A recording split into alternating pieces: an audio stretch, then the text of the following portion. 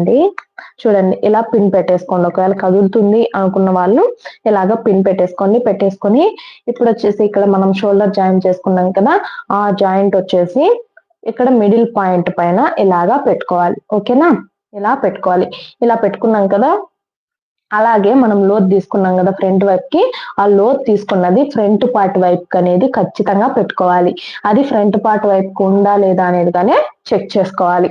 ఇప్పుడు వచ్చేసి మిడిల్లో ఇలా పెట్టేసుకొని స్టిచ్ చేసుకున్నాం. చూడండి ఇలాగా.